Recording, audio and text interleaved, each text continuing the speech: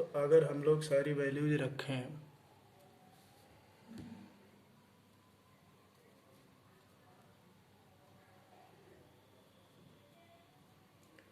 तो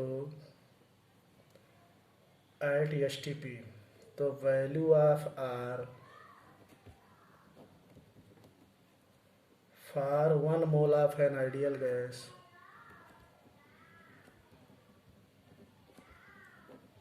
1 mole of an ideal gas at STP can be calculated as follows. Can be calculated as follows. तो STP पे हम लोग जानते हैं कि एट STP तो P की वैल्यू 10⁵ पास्कल और वॉल्यूम 22.71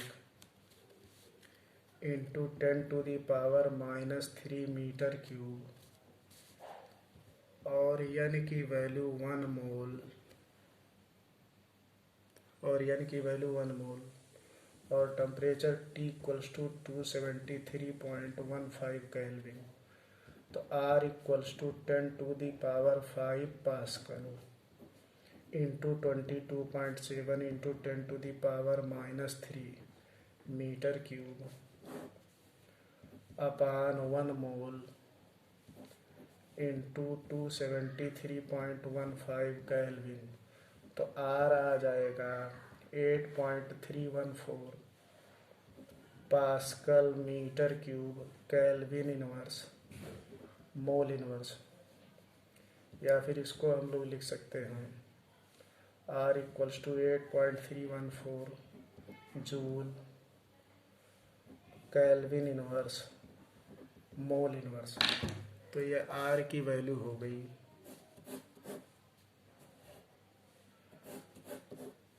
इसी तरीके से अगर प्रेशर को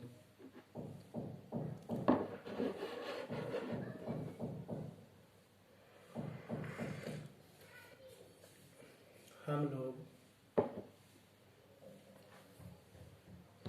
या फिर इसको कैलकुलेशन के लिए R equals to 25/3 joule per kelvin per mole भी लिया जाता है।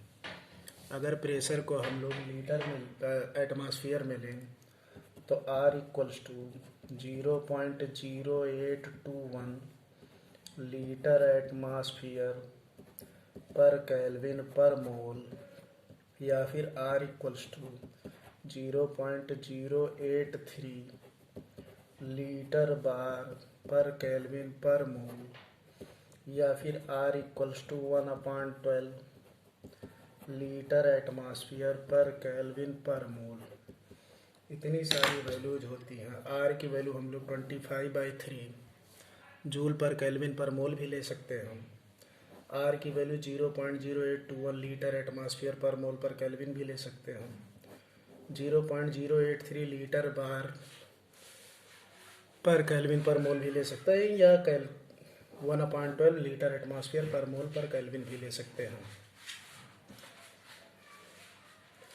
तो if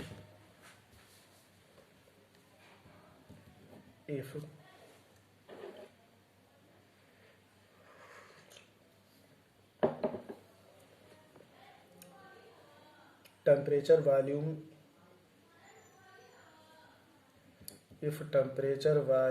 and pressure of a fixed amount of gas vary from T1 V1 and P1 to T2 V2 and P2 respectively, then हम लोग कह सकते हैं कि P1 V1 upon T1 equals to N R और P2 V2 upon T2 equals to N R.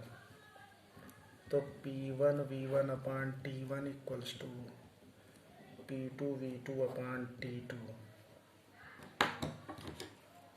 तो ये हमारा एक बहुत इम्पॉर्टेंट फार्मूला बन जाता है, P1 V1 upon T1 equals to P2 V2 upon T2। इसको हम लोग कंबाइंड गैस लॉ भी बोलते हैं। तो R एक यूनिवर्सल गैस कांस्टेंट है और R की value 8.314 joule per kelvin per mole भी होता है, 25/3 joule per kelvin per mole भी होता है, 0.0821 लीटर एटमॉस्फेयर। यहाँ पर ये ध्यान देना है, यहाँ पर लीटर एटमॉस्फेयर है तो 0.0821 लिया गया, या 1/12 litre atmosphere per kelvin per मोल लिया गया। अगर प्रेशर बार में है तो 0.083 लिया जाएगा, 0.083 litre bar per kelvin per मोल।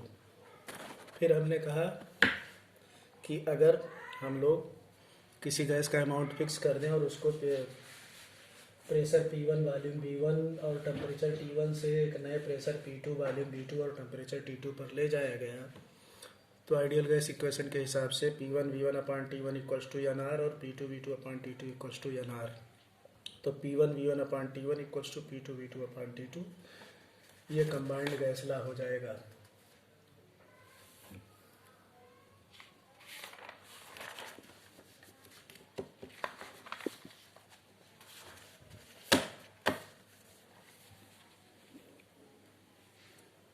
अब इस पर अगर हम लोग एक एग्जांपल देखें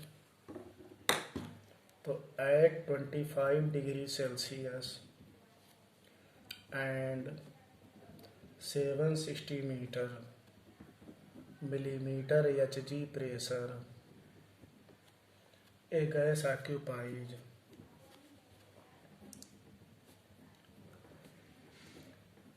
a gas occupies 600 ml volume. What will be its pressure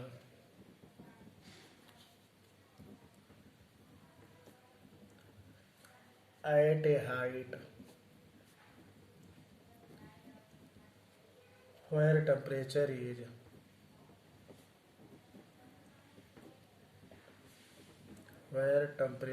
is 10 degree Celsius and volume of gas is 640 ml। तो कहा गया कि at 25 degree Celsius 760 millimetre of Hg pressure a gas occupied 600 ml volume. What will be its pressure at a height where temperature is 10 degree Celsius and volume of the gas is 640 ml। तो यहाँ पर हमको ध्यान देना है कि gas का amount नहीं चेंज किया गया है। तो गैस का अमाउंट नहीं चेंज किया गया है तो हम लोग P1 V1 upon T1 equals to P2 V2 upon T2 वाला फार्मूला लगा सकते हैं। तो अगर हम लोग इसको सॉल्व करें तो P1 हमारा हो गया 760 millimetre of Hg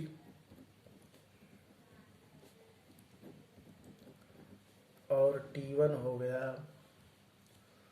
273 plus 25 298 kelvin और V1 हो गया 600 ml, B2 हो गया 640 ml और T2 हो गया 10 प्लस 273 373 केल्विन 270 T2 हो गया हमारा 283 केल्विन। और P2 बताना है।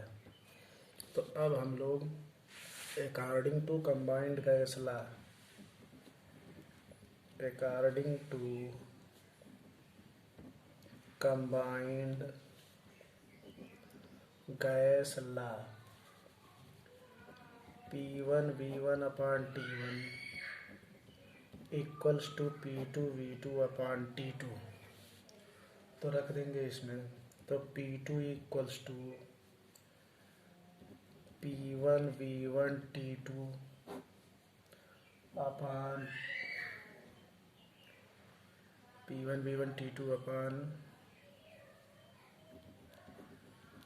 V2 into T1।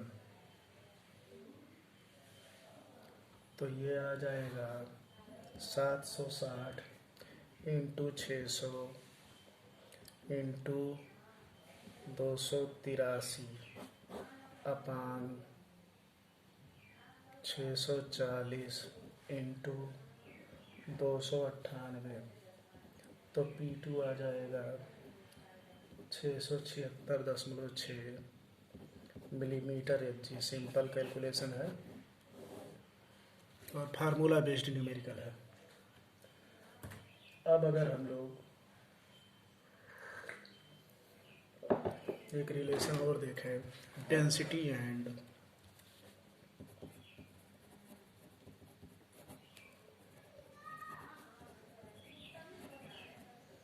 Molar mass of A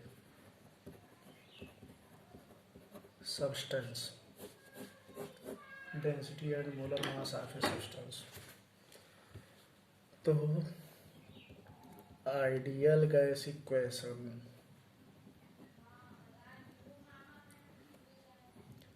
can be rearranged n upon v equals to p upon RT और n equals to w upon m।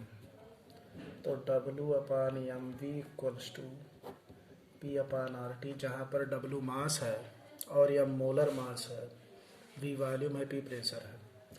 तो w upon v equals to pm upon RT। तो density D equals to PM upon RT। ये बहुत important formula आ जाता है, जिस पर आगे कई न्यूमेरिकल मिलेंगे और अलग अलग चैप्टर्स में इस कॉन्सेप्ट का यूज होगा। Density equals to PM upon RT।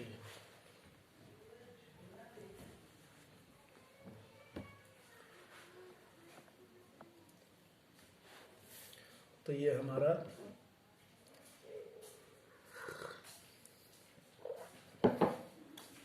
Density equals to PM upon RT।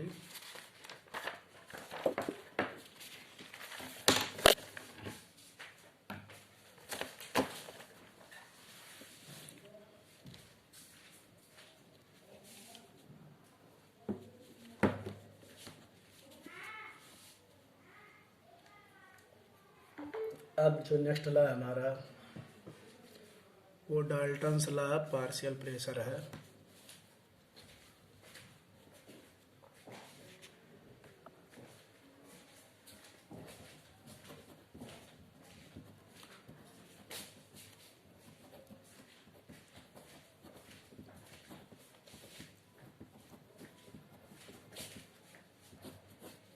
Dalton's law partial pressure.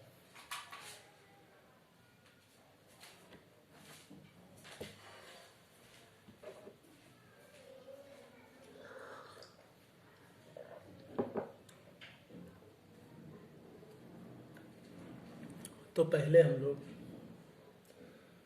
Partial pressure term समझ लें।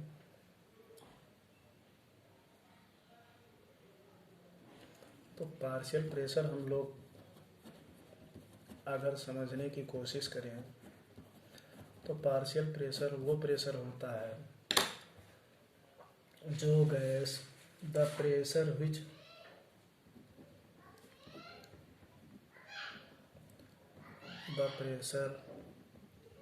which gas would exert the pressure gas would exert in a mixture of gases if it were enclosed separately. If it were enclosed separately in the same volume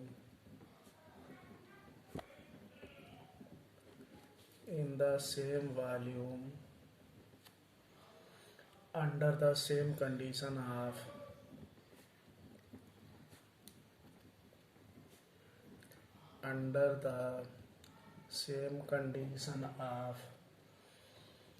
temperature.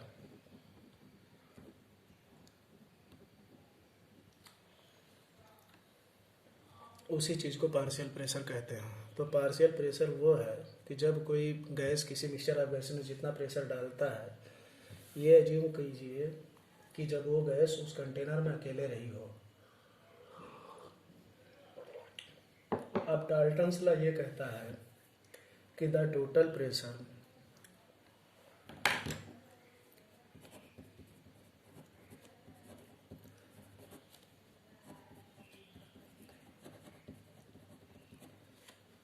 according to Dalton's law, the total pressure exerted by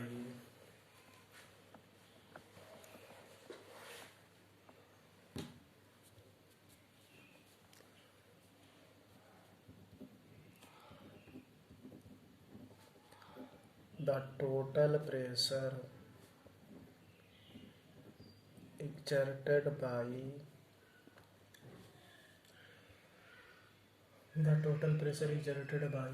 the mixture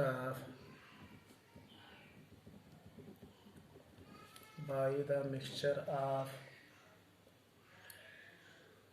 non-reactive gases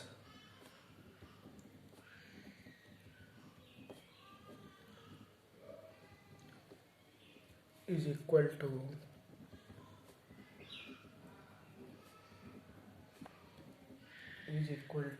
the sum of the partial pressures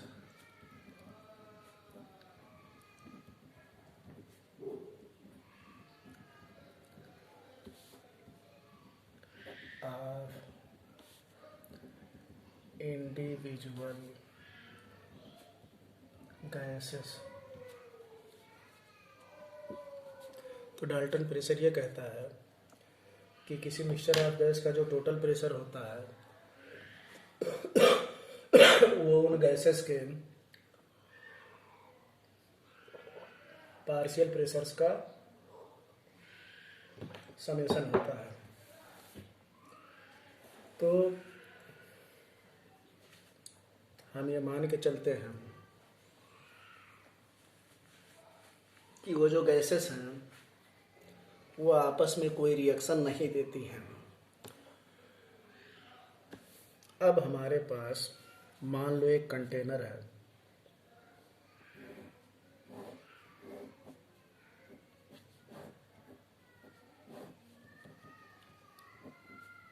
ये एक container है और इसमें gas A है, gas B है, gas C है। A B C 3 non reactive gases हैं। तो पीए जो हो गया वो पार्शियल प्रेशर ऑफ ए है, पीबी जो हो गया वो partial pressure of gas P है, और पीसी जो हो गया वो पार्शियल प्रेशर ऑफ सी है। तो एक कंटेनर जिसमें 3 गैसें पीए, पीबी, पीसी, तो डाल्टन्स लॉ ये कहता है कि जो पी टोटल है वो पार्शियल प्रेशर ऑफ ए पर plus partial pressure of B plus partial pressure of C, इन तीनों के समेशन के बराबर होता है।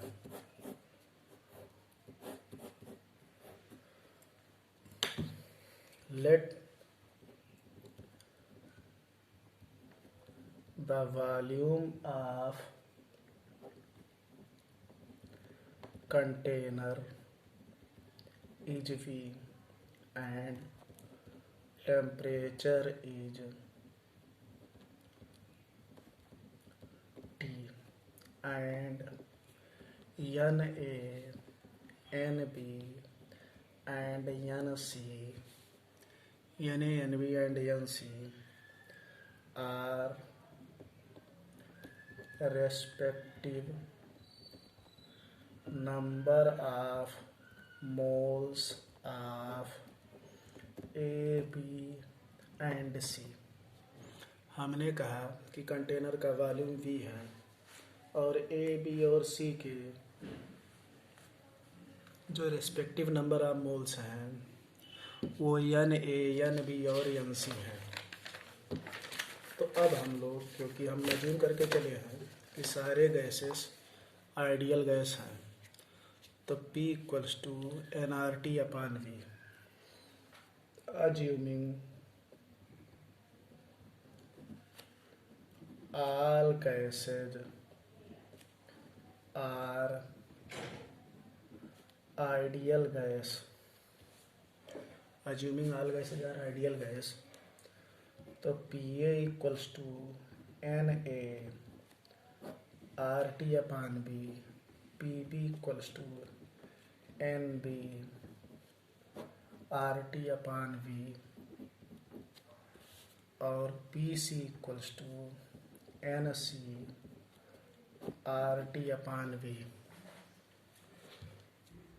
तो अब P total assume mixture is also an ideal gas.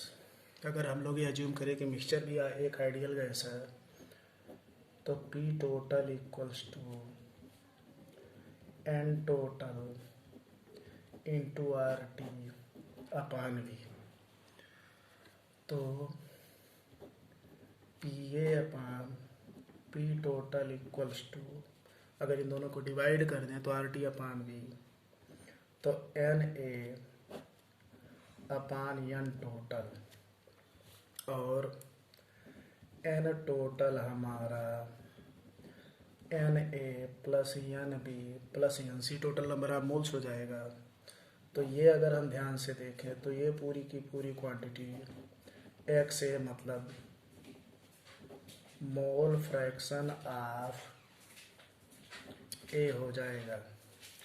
तो Pa को partial pressure equals to XA into P total, इसी तरीके से पार्शियल प्रेशर ऑफ B को equals to XB into P total, और partial pressure of C equals to XC into P total.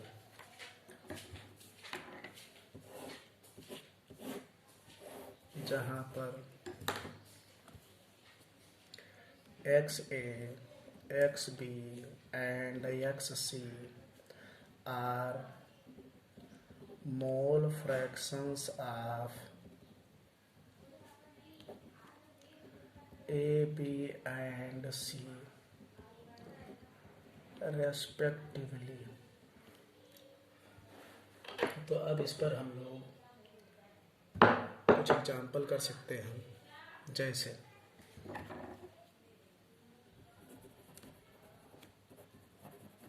Examples. तो diagram के form में ही हम लोग एग्जाम्पल रखेंगे कि मान लो कोई कंटेनर है जिसका वॉल्यूम, कंटेनर है और जिसका वॉल्यूम 5 लीटर है, टेम्परेचर 300 केल्विन है, ए के 2 मोल हैं, बी के 3 मोल हैं और सी के 5 मोल हैं। और टोटल प्रेशर 10 एटमॉस्फेयर है। कहा गया कोई कंटेनर है जिसमें 3 गैस हैं। ध्यान से एकदम देखना है इस बात को। एक बहुत सिंपल एग्जांपल है। ए के 2 मोल है, बी के 3 मोल है, सी के 5 मोल है। टोटल प्रेशर 10 एटमॉस्फेयर दिया है, टेम्परेचर 300 केल्विन दिया है, वॉल्यूम 5 लीटर दिया है। Calculate P A, P B and P C, ये कैलकुलेट करना है। तो अब हम लोग जानते हैं कि किसी भी गैस का पार्शियल प्रेशर उस गैस का mole fraction into total pressure के बराबर होता है। तो पी ए हम लोग क्या करेंगे, एक्स ए इंटू पी टोटल, और एक्स ए क्या हो जाएगा, ए का मोल डिवाइडेड बाई टोटल मोल। तो 2/2 + 3 + 5 इंटू पी टोटल 10, तो ये हो जाएगा 2/10 इंटू 10। तो पी ए आ गया 2 एटमॉस्फेयर, और इसी तरीके से पी बी आ जाएगा 3 एटमॉस्फेयर और पी सी आ जाएगा 5 एटमॉस्फेयर। तो ये हमने एक छोटा सा एग्जांपल कर लिया। इस क्वेश्चन को और भी लेंदी बनाया जा सकता है, मोल फ्रैक्शन वगैरह अलग से कैलकुलेट करवा करके। तो जहाँ पर उनका डायरेक्ट मोल ना दे करके मास दिया हो तो वेट अपान मॉलिक्यूलर वेट करके हम लोग पहले मास निकालेंगे और फिर वहाँ से क्वेश्चन को सॉल्व करेंगे। जैसे एग्जाम्पल, तो एक हमारे पास कंटेनर है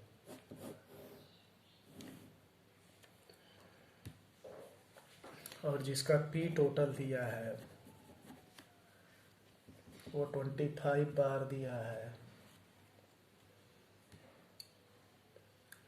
और इस कंटेनर में 76 ग्राम O2 गैस है और 167.5 ग्राम नियान गैस है।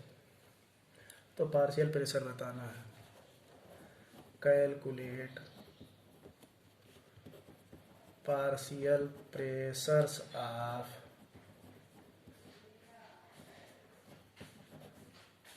O2 and neon gas. तो अब हम लोग यहाँ से जिसका, क्योंकि पी टोटल तो दिया है, अब पी टोटल दिया है तो हमको अलग अलग सबका मोल फ्रैक्शन निकालना। तो यहाँ से मोल्स ऑफ O2, तो वेट अपान मॉलिक्यूलर वेट 76/32, तो ये आ जाएगा 2.21 मोल। मोल्स ऑफ नियान, तो moles of neon 167.5/20, weight upon molecular weight, तो ये आ जाएगा 8.375। तो mole fraction of O2 equals to number of moles of O2 upon number of moles of O2 plus number of moles of neon. तो यहाँ से आ जाएगा 2.21 अपान 2.21 प्लस 8.375, तो यह आ जाएगा 2.21 अपान 10.585, तो 0.21। तो यहाँ से पार्शियल प्रेशर ऑफ O2 हो जाएगा, पार्शियल प्रेशर ऑफ O2 हो जाएगा मोल fraction of O2 into P total. तो मोल फ्रैक्शन ऑफ O2, तो mole fraction of O2 0.21 into 25, तो ये आ जाएगा 5.25 बार। अब हम लोग पार्शियल प्रेशर ऑफ नियान, तो मोल फ्रैक्शन, अच्छा, XO2 plus X neon equals to 1, दो ही कंपोनेंट है तो दोनों के मोल फ्रैक्शन का समेशन 1 होगा। तो यहाँ से एक्स नियान 1 माइनस XO2, तो एक्स नियान आ गया 1 माइनस 0.21, तो ये हो गया 0.79। तो पार्शियल प्रेशर ऑफ नियान हो गया X neon, mole fraction of neon into P total, तो 0.79 इंटू पी टोटल 25, तो यह आ जाएगा 19.75 बार।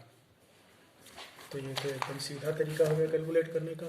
दूसरा तरीका ये है, क्योंकि हम लोग जानते हैं कि partial pressure of O2 plus partial pressure of neon equals to P total. तो अगर एक का पार्शियल प्रेशर पता है तो partial pressure of neon P total minus partial pressure of O2, तो 25 माइनस 5.25, तो यहाँ से आ जाएगा 19.75 बार।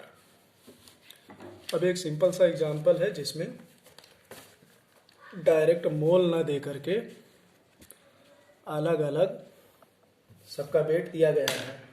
तो अगर दो ही कंपोनेंट हैं तो अगर किसी एक कंपोनेंट का मोल फ्रैक्शन पता है तो दूसरे कंपोनेंट का मोल फ्रैक्शन उनमें से घटा देंगे। अच्छा, जिसका भी पार्शियल प्रेशर बताना है उसका mole fraction into P total कर देंगे। तो इस क्वेश्चन में हमारे सामने 7.6.0 ग्राम ऑक्सीजन दिया था और 1.67.5 ग्राम ऑफ नियान दिया था और टोटल प्रेशर दिया था 25 बार। हमसे कहा गया कि आप O2 और नियान का पार्शियल प्रेशर कैलकुलेट करिए। तो मोल ऑफ O2 क्या हो जाएगा, वेट अपान मॉलिक्यूलर वेट, तो 2.21 मोल आ गया। मोल ऑफ नियान क्या हो जाएगा, वेट अपान मॉलिक्यूलर वेट, तो 167.5 अपान 28.317। अच्छा, मोलर मास दिया रहेगा क्वेश्चन में। तो मोल फ्रैक्शन क्या हो गया, mole fraction of oxygen, number of moles of oxygen upon total mole, और टोटल मोल में क्या हो जाएगा, number of moles of O2 plus number of moles of neon. तो 2.21 अपान 2.21 प्लस 8.317, तो 2.21 अपान 10.585, 0.21 आ गया। अब डाल्टन्स लॉ के हिसाब से जिसका भी पार्शियल प्रेशर बताना है तो partial pressure of O2, partial pressure of O2 हो गया mole fraction of O2 into P total, तो 0.21 इंटू 25, तो 5.25, XO2 प्लस XNE, तो अब दोनों का मोल फ्रैक्शन बताना है। तो XO2 plus XNE equals to 1, तो XNE कितना आ गया, number of mole fraction of neon 0.75, तो पार्शियल प्रेशर ऑफ नियान कितना आ गया 0.79 इंटू 25, 9.75 बार। अब हम लोग ये भी जानते हैं कि डाल्टन्स लॉ के हिसाब से दोनों गैसेस के पार्शियल प्रेशर का समेशन पी टोटल होता है। अब पी टोटल पता है, PO2 पता है, तो इस तरीके से भी सीधे सीधे हमारा पार्शियल प्रेशर ऑफ नियान निकल सकता है। तो अब ये यहाँ तक अगर हम लोग देखें तो गैस लॉ कवर हो गया।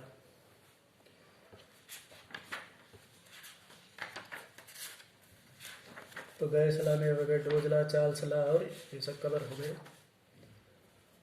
तो अब नेक्स्ट क्लास में पहले हम लोग इन पर कुछ क्वेश्चन सॉल्व करेंगे और उसके बाद आगे डिस्कस करेंगे। तो डाल्टन्स लॉ तक कवर हो गया। नेक्स्ट क्लास में ग्राहम्स लॉ ऑफ डिफ्यूजन और ये सब कवर होगा। फिर हम लोग थोड़ा सा ग्राफ वगैरह पर काम करेंगे। इसके बाद नेक्स्ट टॉपिक्स में काइनेटिक थ्योरी ऑफ गैसेज है, तो हम लोग आगे डिस्कस करेंगे। अभी यहाँ पर हम लोग इसको यहीं तक करते हैं, नेक्स्ट क्लास में देखेंगे।